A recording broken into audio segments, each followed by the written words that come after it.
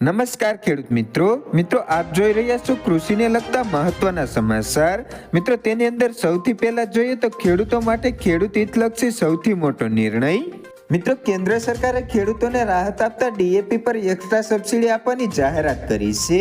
કેબિનેટમાં લેવાયેલા નિર્ણય અંગે માહિતી આપતા કેન્દ્રીય મંત્રી અશ્વિની વૈષ્ણવે કહ્યું કે મોદી સરકારે ડીએપી ખાતર માટે 3850 કરોડ રૂપિયા વન ટાઈમ સ્પેશિયલ સબસિડી પેકેજને મંજૂરી આપી છે।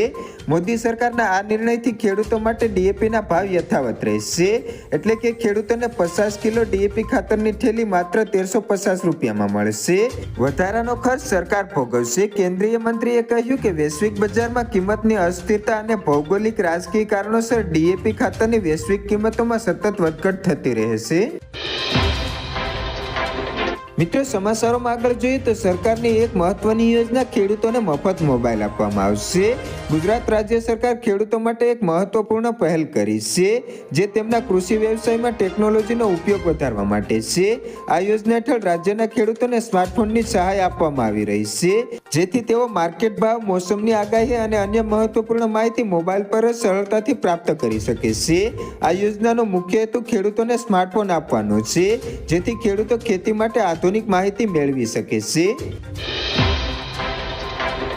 ત્યારબાદના મહત્વના સમાચાર જોઈએ તો વીઘા દીઠ 20,000 રૂપિયાની સહાય મળશે। રાજ્ય સરકાર દ્વારા અમલમાં મુકાયેલી નવી યોજનાની માહિતી આપતા કૃષિ મંત્રી રાઘવજી પટેલે જણાવ્યું હતું કે રાજ્યના દરેક નાગરિકોને રાસાયણિક ખાતર તેમજ જંતુનાશક દવાનો ઉપયોગ કર્યા વિના ઉત્પાદિત કરેલા શાકભાજી પાકો સરળતાથી મળી રહે તે માટે શાકભાજી પાકોમાં પ્રાકૃતિક કૃષિને પ્રોત્સાહન આપવાની યોજના અમલમાં મૂકવામાં આવી છે। આ યોજના હેઠળ શાકભાજીની ખેતી પ્રાકૃતિક ખેતી પદ્ધતિથી કરતા હોય તેવા ખેડૂતોને બિયારણ, પ્રાકૃતિક ઇનપુટ ખેતી ખર્ચ તથા શાકભાજીની પ્રાકૃતિક ખેતીને પ્રોત્સાહન મળે તે માટે મહત્તમ 20,000 રૂપિયા પ્રતિ હેક્ટર સહાય આપવામાં આવશે।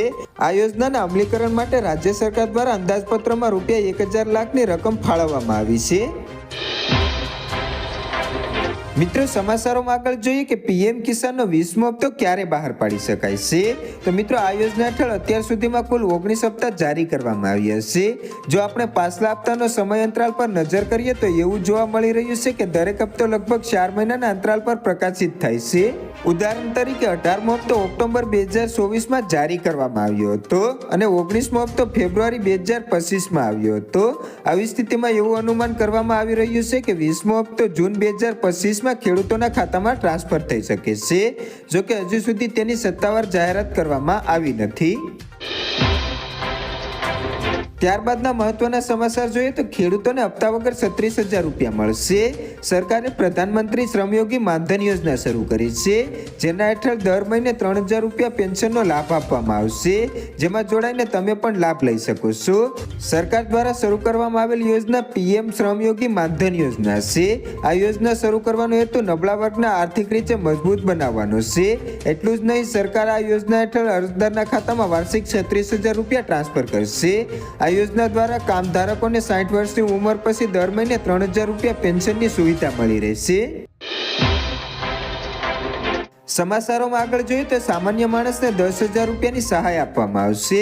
ગુજરાતના દરેક ખેડૂતો, મજૂરો અને મધ્યમ વર્ગના પરિવારો માટે ગુજરાત સરકારે આપ્યા રાહતના સમાચાર। હવેથી જનધન યોજનામાં ખેડૂત મજૂરો અને મધ્યમ વર્ગના પરિવારોને 10,000 રૂપિયાનો બેંક ઓવરડ્રાફ્ટ આપવામાં આવશે, જ્યારે આ 10,000 રૂપિયાની સહાય મેળવવા માટે જનધન બેંક એકાઉન્ટ હોવું ફરજિયાત છે।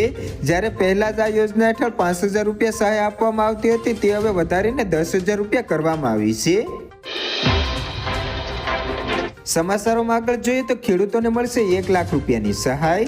મુખ્યમંત્રી પાક સંગ્રહ યોજનાની અંદર સહાય 75,000થી વધારીને 1 લાખ રૂપિયા કરી આપવામાં આવી છે। ખેડૂતોની ખેત પેદાશો લાંબા સમય સુધી સંગ્રહ કરવા માટે યોગ્ય સુવિધા ઉપલબ્ધ કરવા તેમજ કુદરતી આફતો અને ઓછા બજાર ભાવના કારણે ખેડૂતોને આર્થિક નુકસાની વેઠવાનો વારો ન આવે તે માટે રાજ્ય સરકારે નવી યોજના શરૂ કરી છે।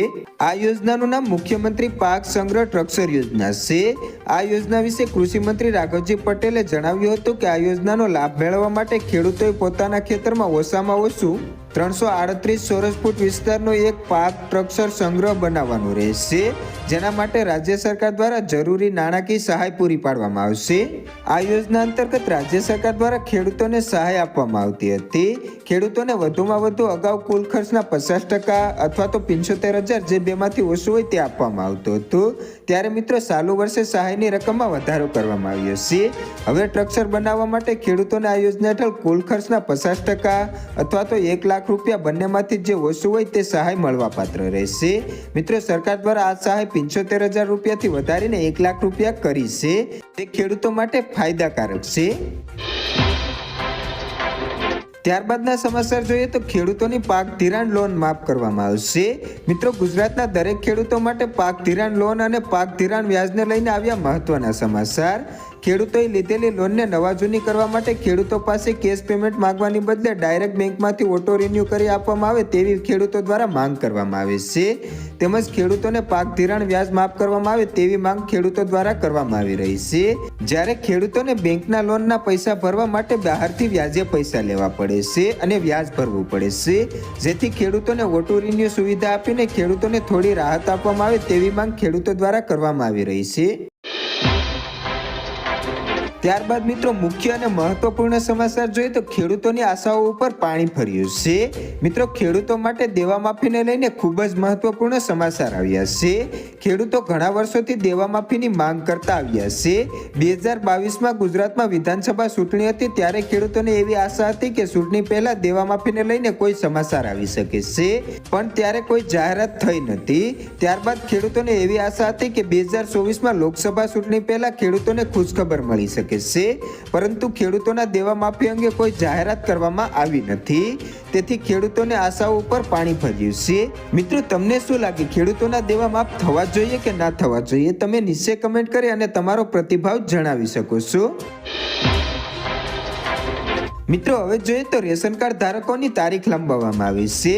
મિત્રો દેશભરમાં રેશન કાર્ડ ઈ-કેવાયસી માટે તારીખ ફરી એકવાર લંબાવવામાં આવી છે. હવે તમે 31 મે સુધી ઈ-કેવાયસી કરાવી શકો છો. રાશન માટે 100% કેવાયસી પૂર્ણ કરાવવા માટે કડક સૂચનાઓ જારી કરવામાં આવી છે. રાષ્ટ્રીય ખાદ્ય સુરક્ષા ગેરંટી કાયદા હેઠળ ગરીબો અને જરૂરિયાતમંદોને મફતમાં વિતરણ કરવામાં આવતા અનાજમાં થતી ગેરરીતિઓ રોકવા માટે રેશન કાર્ડમાં નોંધાયેલા દરેક એકમ અને સભ્યોનું કેવાયસી કરાવવું ખૂબ જ જરૂરી છે. અને મિત્રો હવે છેલ્લા અને મહત્વપૂર્ણ સમાચાર જોઈએ તો આવાસ યોજના હેઠળ સહાયમાં વધારો કરવામાં આવ્યો છે. ગુજરાતના લોકો માટે સારા સમાચાર આવ્યા છે.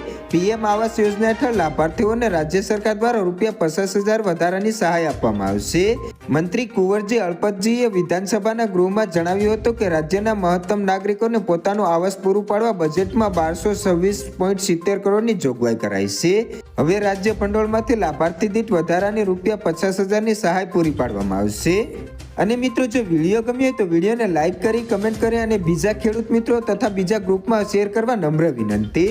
અને હા મિત્રો, હજી સુધી તમે ચેનલ સબસ્ક્રાઇબ ન કરી હોય તો નીચેનું લાલ કલરનું સબસ્ક્રાઇબ બટન દબાવી બાજુમાં આપેલા બેલને પણ દબાવી દેજો, જેથી ખેડૂતો અને ગુજરાતને લગતા તમામ સમાચાર તમને સૌથી પહેલા મળતા રહે.